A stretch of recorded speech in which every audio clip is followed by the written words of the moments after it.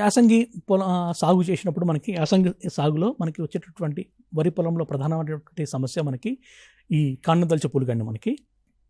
దాంతోపాటుగా మనకి ఆకునల్లు ఒకటి, కంకునల్లు ఒకటి, ఇవి మనకి ప్రధానంగా వచ్చేటటువంటి సమస్యలు.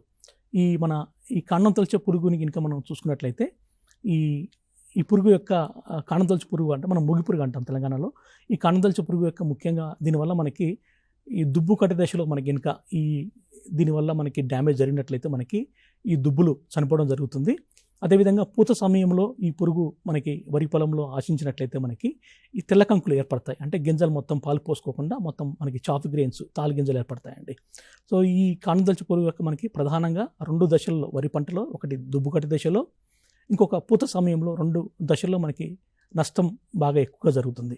ఈ కాండం పురుగు గురించి మనం చూసుకున్నట్లయితే ఇది గోధుమ రంగులో ఉండి మనకి రెక్కల మీద 2 వైపులా అటు ఇటు మనకి నల్లటి మచ్చలు ఉంటాయి.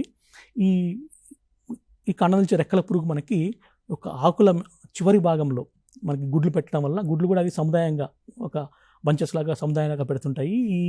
వీటి నుంచి బయటకు వచ్చినటువంటి పిల్ల పురుగులు మనకి ఈ కాండం మొదల్లో మనకి రంధ్రం చేసుకొని మనకి నష్టపరుస్తూ ఉంటాయండి. ముఖ్యంగా దీనివల్ల మనకి ఈ పురుగు ఉధృతి వల్ల మనకి దుబ్బులు చనిపోవడం జరుగుతుంది.